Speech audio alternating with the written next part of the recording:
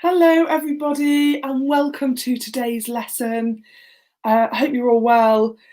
Apologies about the little delay there, we're just having some technical issues, but it's lovely to see you all. So if you don't know me, my name is Naomi. I'm an English teacher and I'm from the UK in England, where I give classes to students all over the world. It's lovely to have you here. If you are with us for the first time, we are Merseyside Publishing, based in Liverpool, UK, and we offer free tuition for IELTS students across the world. We are all qualified English teachers, we're all native English teachers, and we want you to get the best possible marks for your IELTS exam. Hi everybody that's joining us now, lovely to have you with us. So, as you guys know, the IELTS exam is an international English language testing system, and you need it to travel to a whole range of different countries, and especially if you want to work or study there. So some examples are Canada, the USA, the UK. Most recently, I believe the USA has now made IELTS, this exam, IELTS, a requisite for many different types of experiences. Some that I mentioned, working, studying, maybe you have an apprenticeship or something similar. So lovely to see lots of people with us today. We are currently in a series where we are looking at one section in particular of our IELTS exam. We're looking at the writing section.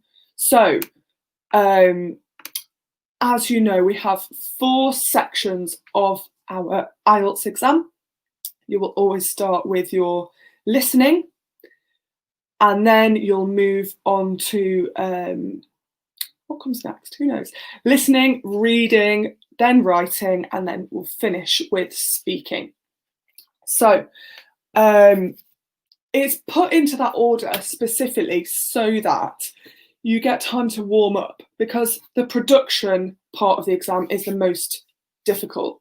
So speaking and writing is production, isn't it?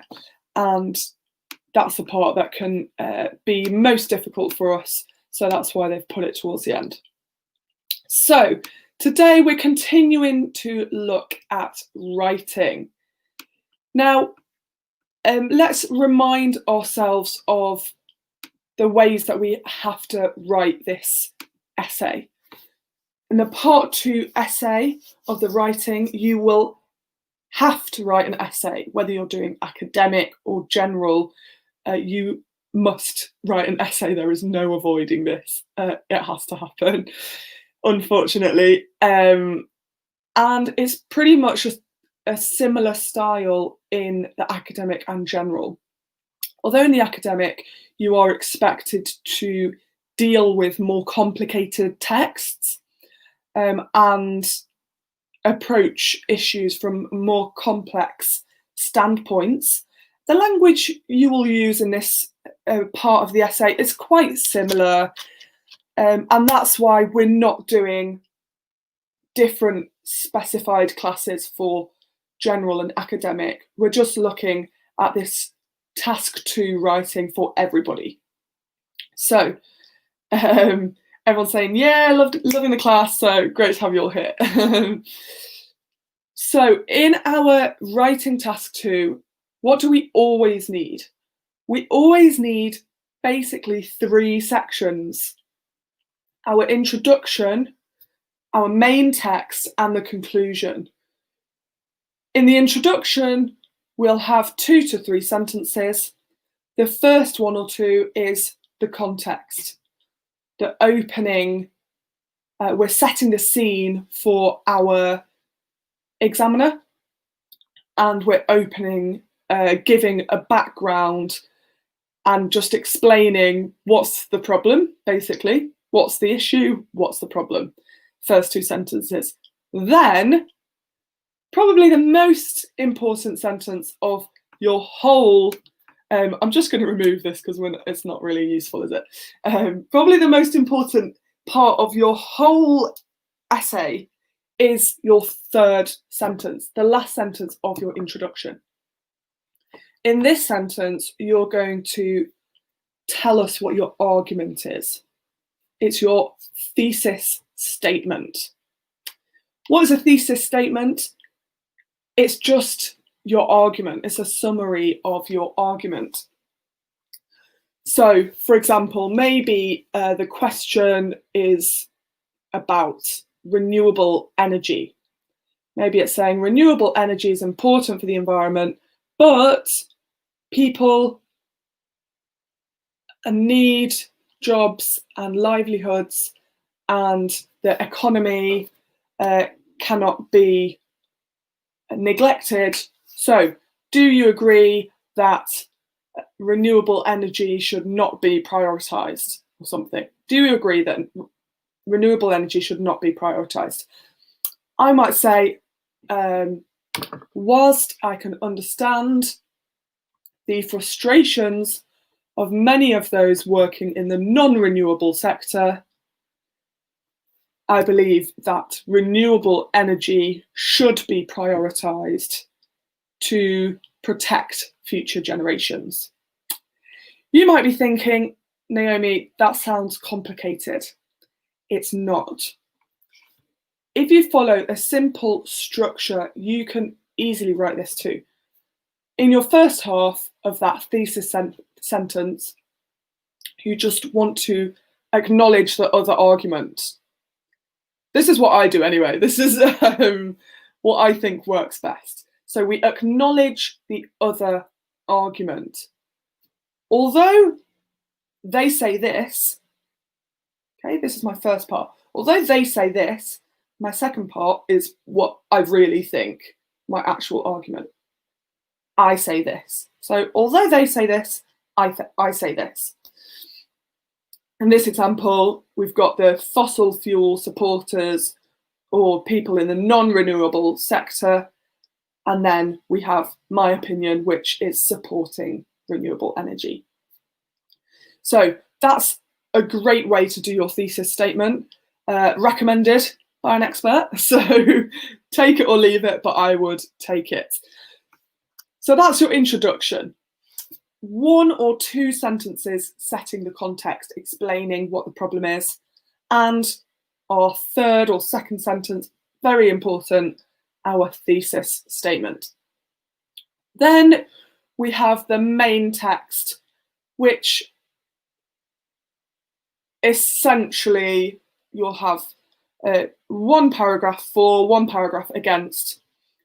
That is one way of doing it. That's one way of doing it. You can also weave in your ideas. You could have 3 topics. For example, if we're doing renewable energy, my 3 topics could be well-being of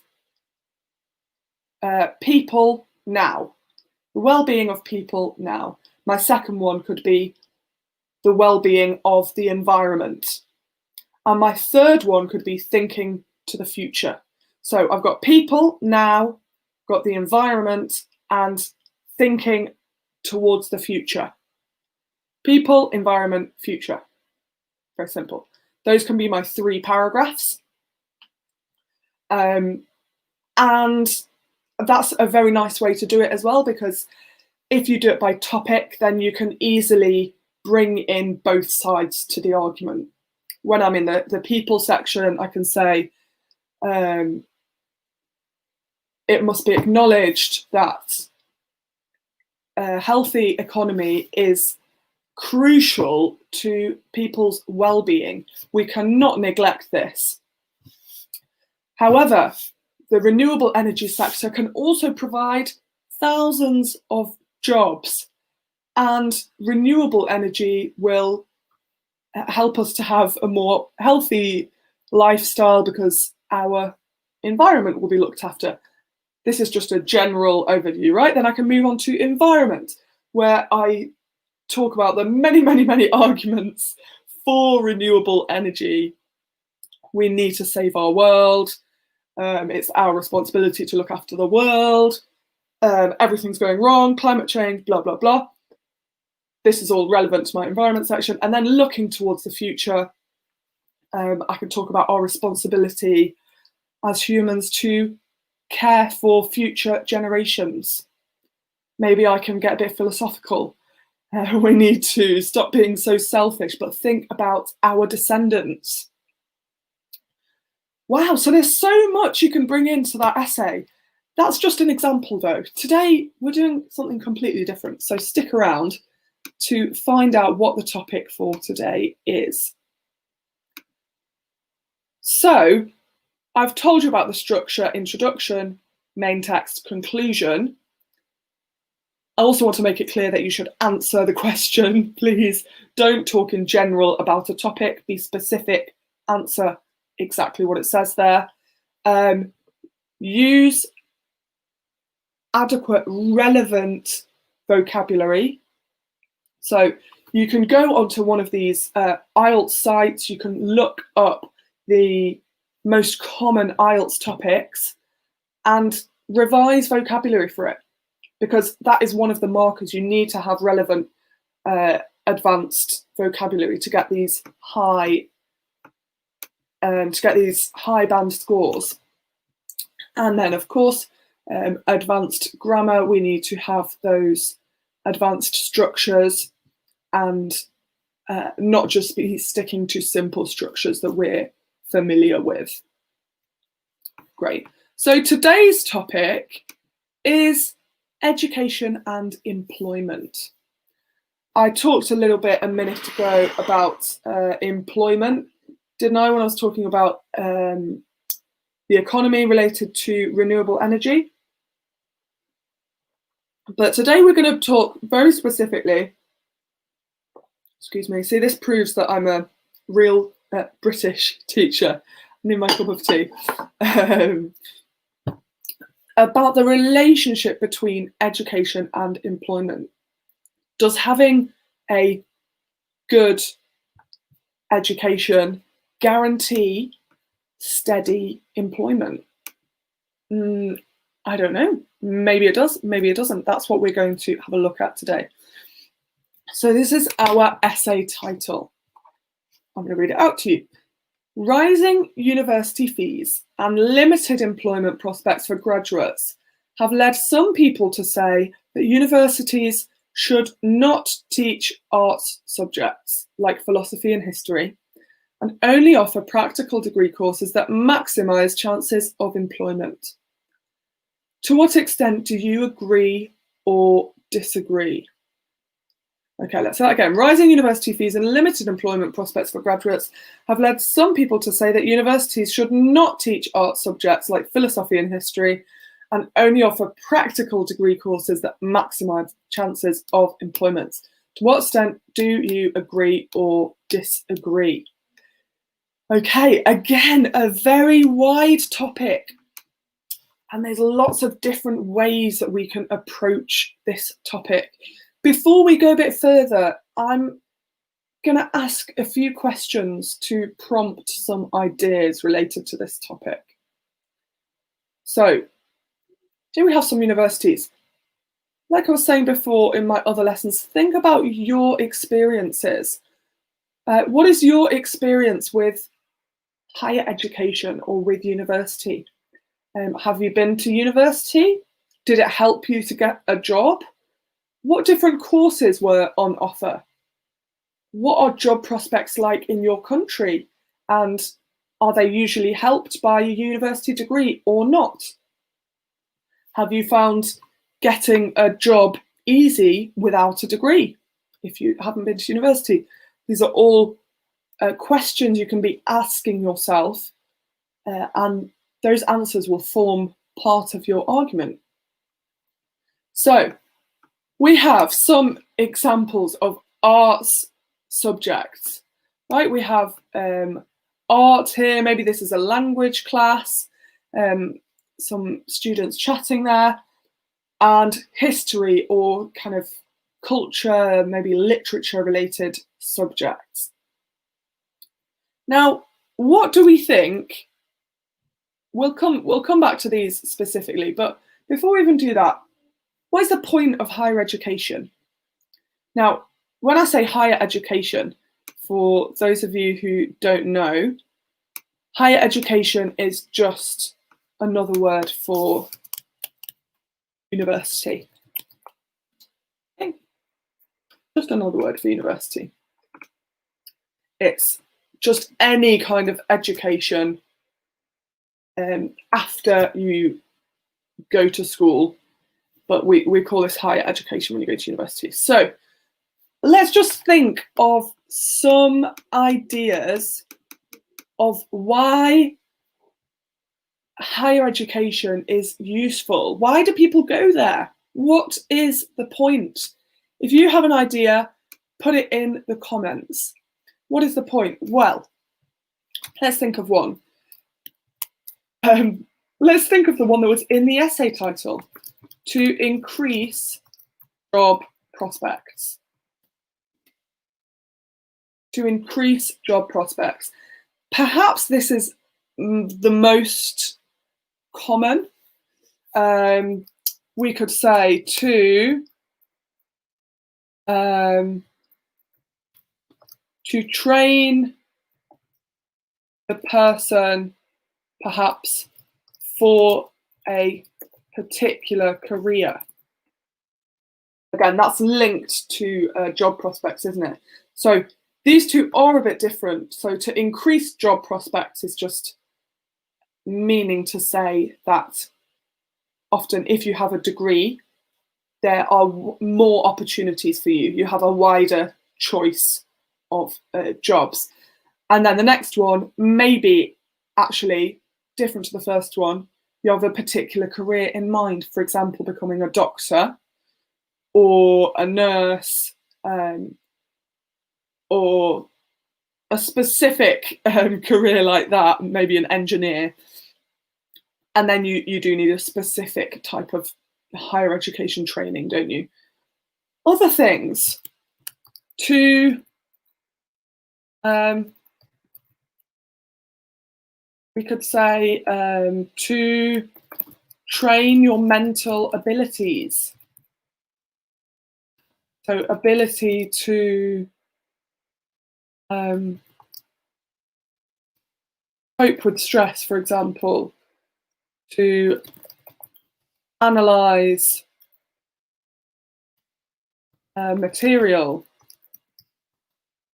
and work in an academic environment. So maybe people want to actually develop their mental ability to increase their skills. Some examples there, maybe the ability to cope with stress, to analyze material, your evaluative skills. Maybe, this is another one, to learn a language. Often in the UK anyway, you can study languages at university. That could be useful if you want to live abroad, just an example. Okay, other ones. Oh, I've spelt environment wrong. In English, we'd often talk about a rite of passage. So it's a kind of stage in life that people should experience and that enriches your life. So this is what we mean by a rite of passage. It's like a particular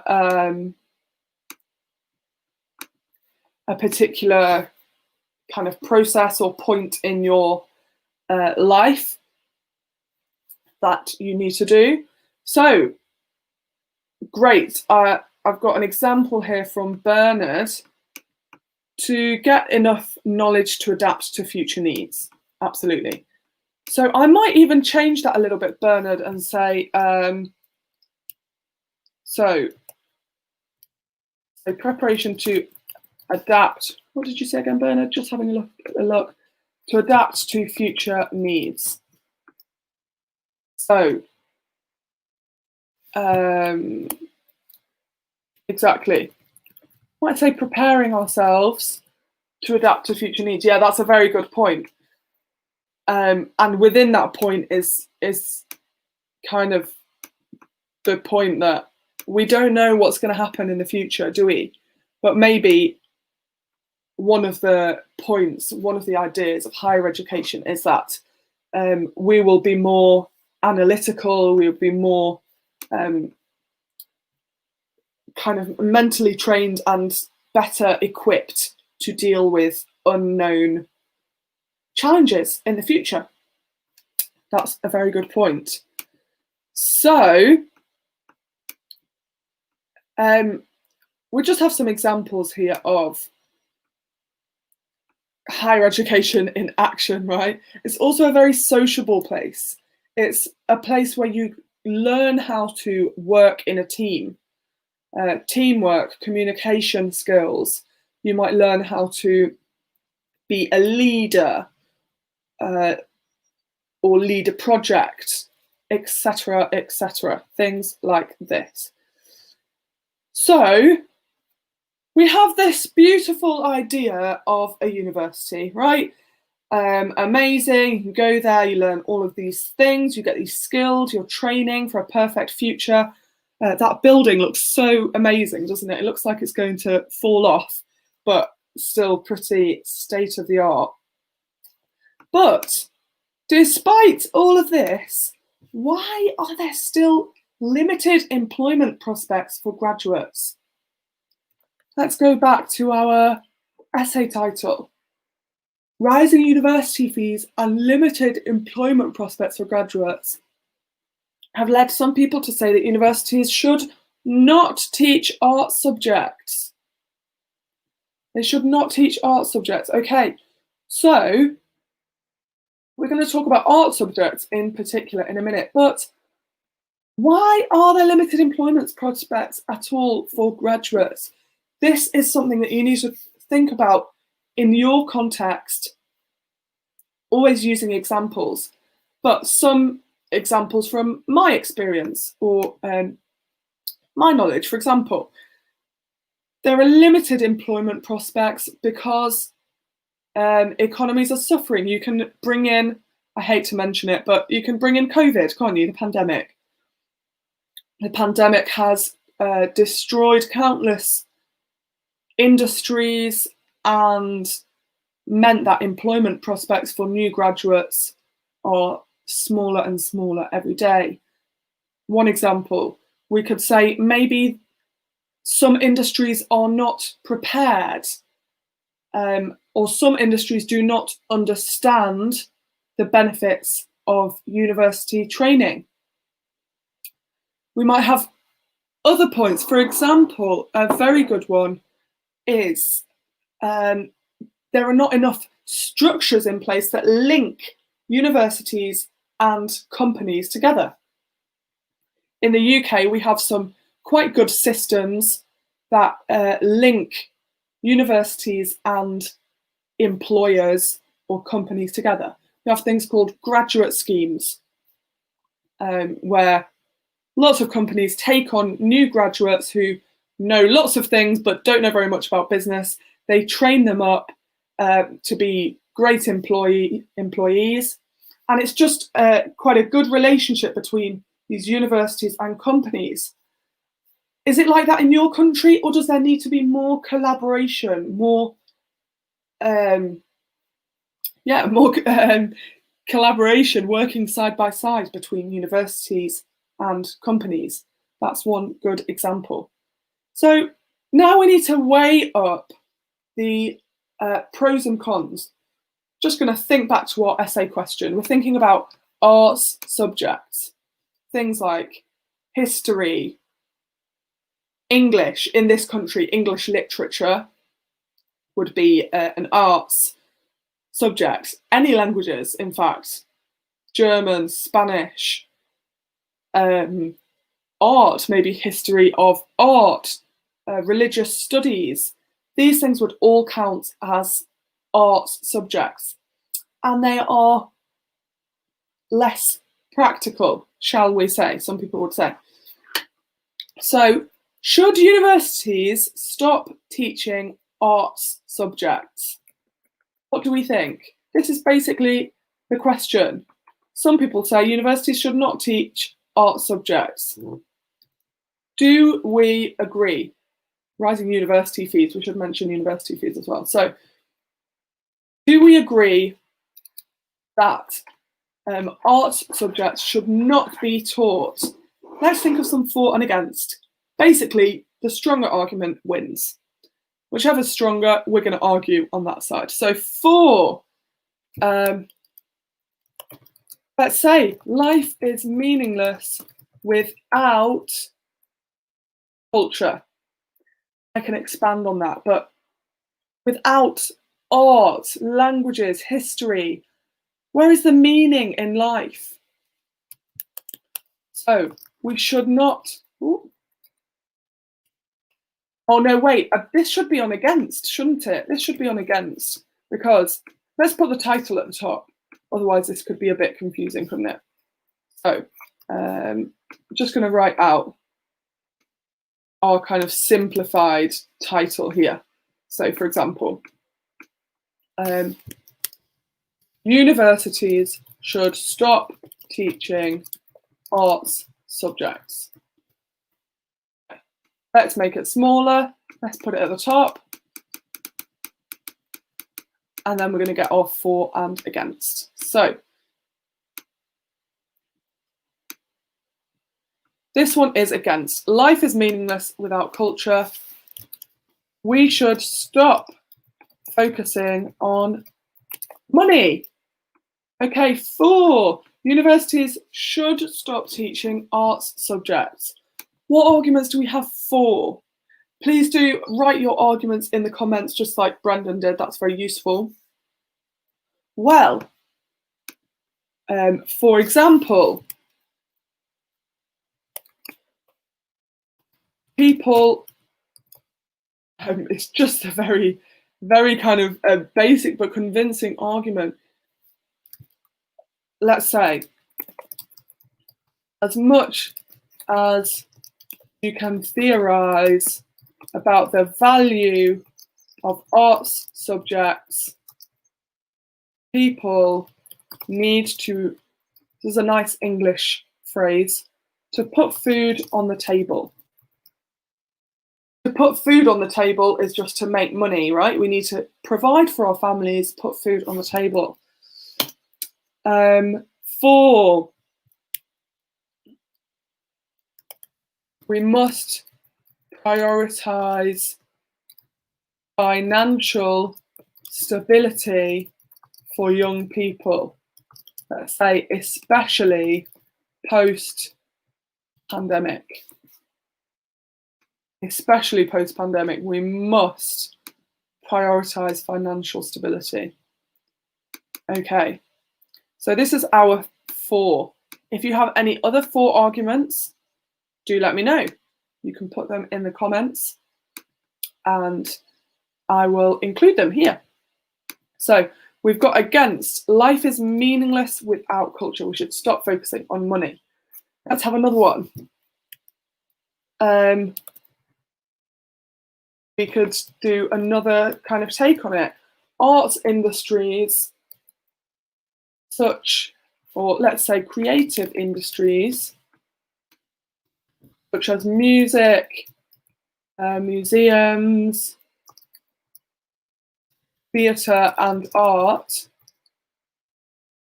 also create economic wealth. So I'm summarising a little bit here. Maybe I should have been even more concise, but yes, absolutely. So these creative industries do actually have an economic incentive.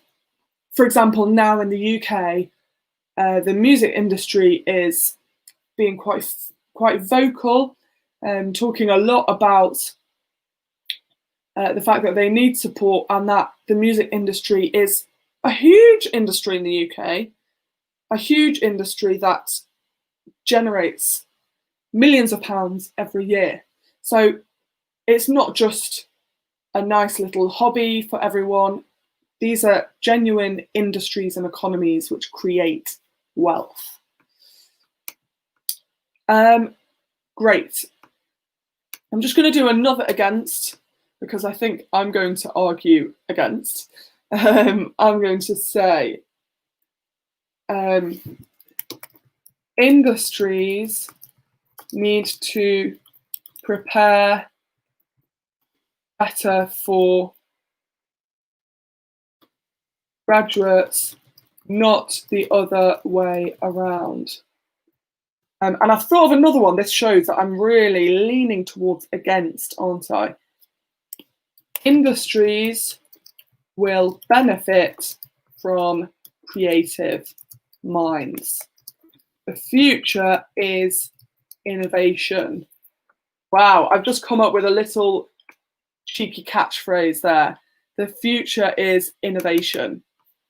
I don't know if you agree with this, but it's definitely a good argument there for against, isn't it? So, the future is innovation. I love that. So now that we've made our mind map, we've got our ideas, now we can start to plan our essay and start to write our essay. So I'm going to actually write an essay with you guys now, and you can see how it's done and what kind of processes we use to write these essays. So just going to get this up for you guys.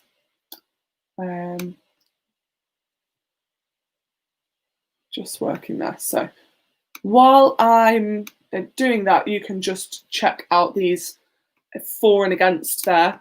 I know they're quite small, but I think you can zoom in, so it shouldn't be too much of a problem there.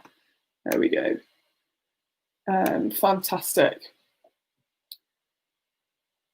So we have lots of examples there of arguments related to this topic, aren't they? Great. So we're ready now to start our essay.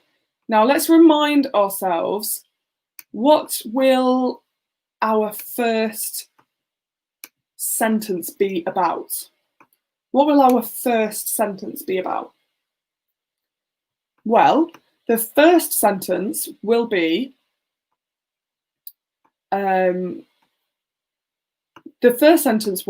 a general introduction, a context. Okay, so I'm just going to share with you my essay screen. We're going to get the title of the essay up there. And I'm going to try and make it nice and big for you all so that you can see it. Great. So we have this idea. Now, I am choosing to, you might choose something different, but I am going to choose to argue against this, right? Because I think my arguments against were just more convincing, and for that reason, because I've got more arguments for it, it makes sense to write about it, basically. So, as always, we are going to start with our introduction, right? After that, we will have our main body, and to finish, we will have our conclusion. So, introduction. We have, we want to give a general outline, don't we? So what's the problem, guys? What is the problem here in this question? Well, the problem is basically that university graduates are not getting jobs. They're not getting enough jobs, and they're paying too much for university. So it's a quick value question. is it actually worth it for these people paying so much money and then they can't even get a job? That's pretty tricky, isn't it? So, introduction. Let's say in the past, how long has it been? In the past, let's say 30 years, universities have become more and more expensive. I don't know why it's doing that. That's annoying. Have become more and more expensive. Might talk about how that makes them unaccessible. So,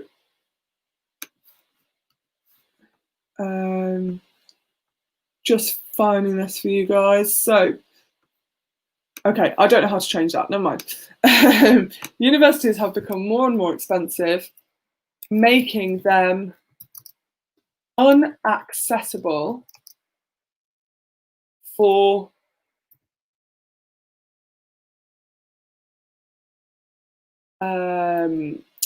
what was the advanced word that we used last time for a lot of?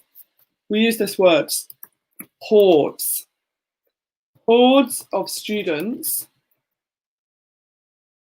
So in the past 30 years, universities have become more and more expensive, making them unaccessible for hordes of students. In fact, I'm just going to say many students. If you're kind of sure of the figures, then you could say millions or thousands or something. That would be fine as well. Making them inaccessible for many students, as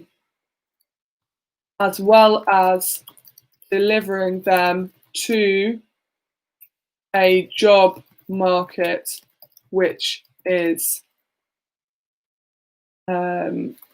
which becomes more brutal year by year. Okay, let's say competitive. You can say brutal as well, but I suppose I want to just be specific to this context. We're talking about getting a job and the job market being competitive. That is relevant, isn't it? So people just joining now, we have our essay title at the top here. So the topic is employment and higher education, or university and employment. So we've got our first sentence in the introduction.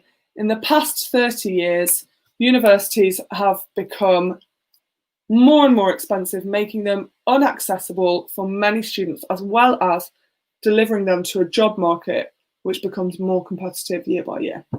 So I've written quite a long first sentence, so I'm not going to write two sentences now because that is already, I don't know if you can see it. Let's get the word count up. Okay, that is already, can you see it down there? 34 words. How many words do I have? I have 250 minimum.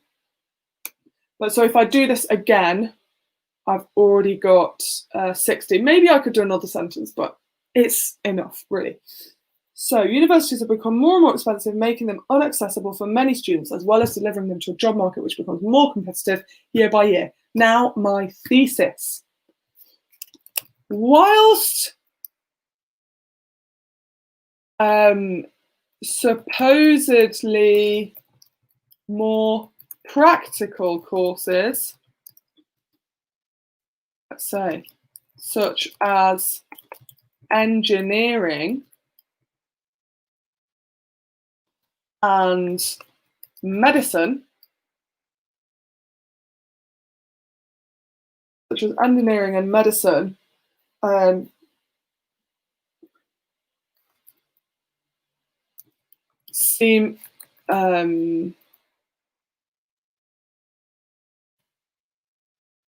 seem to result in higher employability.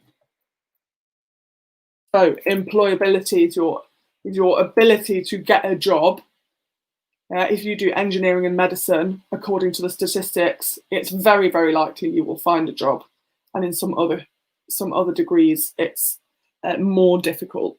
So while supposedly more practical courses such as engineering and medicine seem to result in higher employability, other disciplines in the arts should not be neglected, as these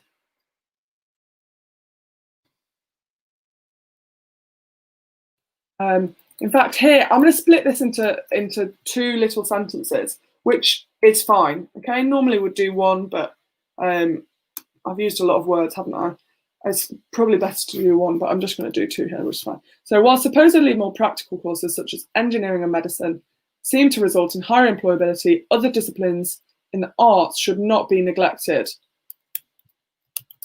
The creative, in fact, yeah, let's keep it in one sentence just to make it easier for our examiner. So other disciplines in the arts should not be neglected and can still lead to successful careers in the modern job market. Okay, I've already got job market here, so let's just replace this in today's economy, or the economy of the 21st century, or something you can say. How many words have we got? Right, we've already got 70 words. So this is why I'm saying your words can fill up very, very quickly.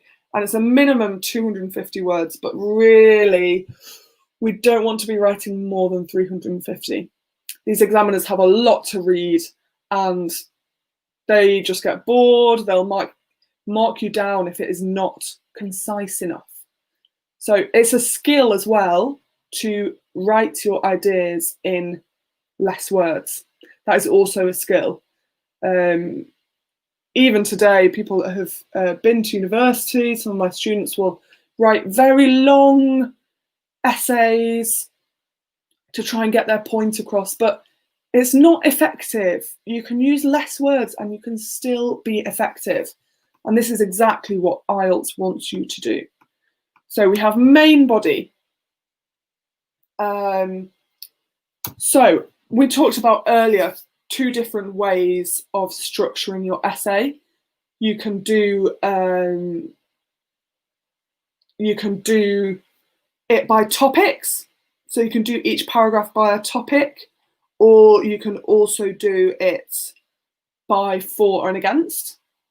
It depends how you want to do that. So our topic, we have it up here, don't we? So why don't we do, let's do for and against. So we're going to start with paragraph 1 and paragraph 2. So if you're going to do this type of structure, always start with the opposite argument that you argue for. So here I'm going to argue for yeah, universities should not teach arts subjects. So let's say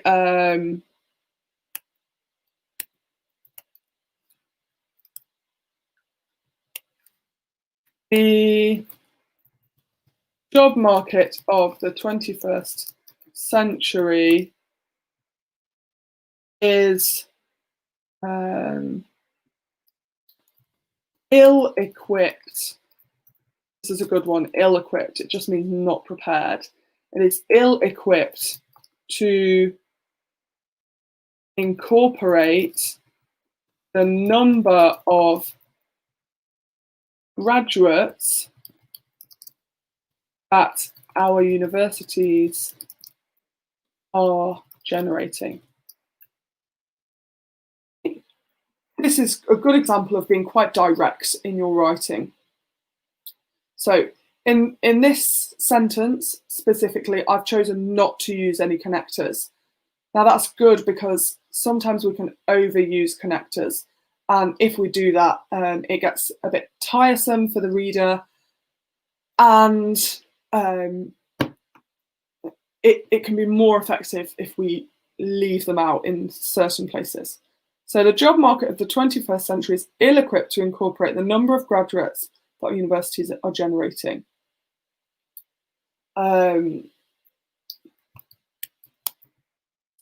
I'm basically taking the opposite arguments and deconstructing them and criticising them. So it could be argued that for this reason,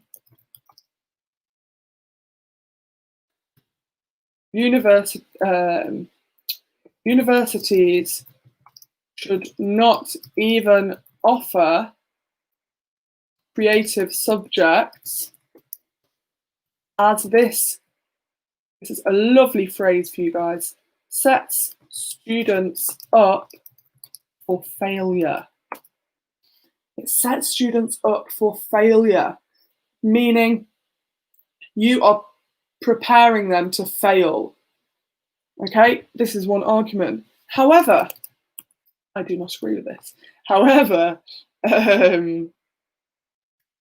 it is the employers, not the prospective employees, who should adapt to our current climate. Ooh, I put an apostrophe in where it shouldn't be there, so I've just deleted that. So this is why it's important to check our work. Even I'm a native speaker, I'm an English teacher, but I still make mistakes all the time. However, it is the employers, not the prospective employees, who should adapt to our current climate.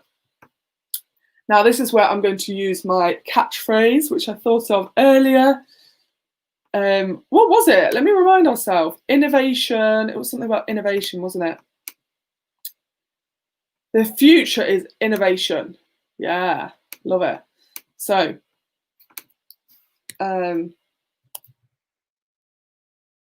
innovation is the future of our world, and without creative minds put to work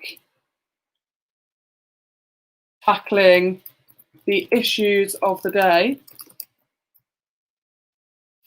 there will not be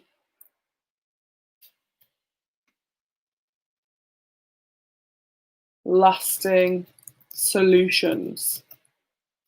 Okay, so innovation is the future of our world, and without creative minds put to work tackling the issues of the day, so current issues or topics, there will not be lasting solutions. Great, so I've taken that argument, I have deconstructed it, I have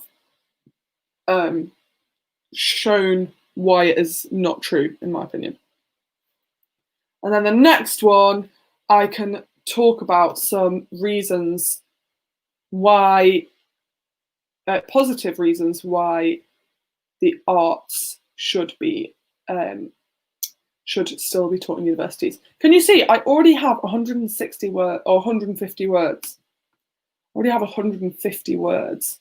So if I do 2 more of these, that's my essay. That's my essay done. So paragraph 2, I'm going to talk about some of my arguments for or some of my arguments against, such as the creative industries, the meaning of art. Yes, I'm going to talk about that. So, economic benefit of the creative industries and the meaning of art. We need it. And then my conclusion, I will repeat this sentence, won't I? In different words. Repeated in different words. And then about one sentence to finish, not adding new information, but summarising and perhaps a thought for the future. Okay, so I hope that was helpful. You can go back to any part of that lesson. You can scroll back and zoom in on any particular part of the essay. And Norm is saying he's very worried about the writing section. Practice every day, and Norm, if you have your writing exam, keep practicing every day and keep listening into our lessons, and hopefully they'll be helpful. All right, guys, it's been lovely chatting to you today. Have a fantastic week, and I will see you on Wednesday at 4 p.m. Greenwich Mean Time. Bye.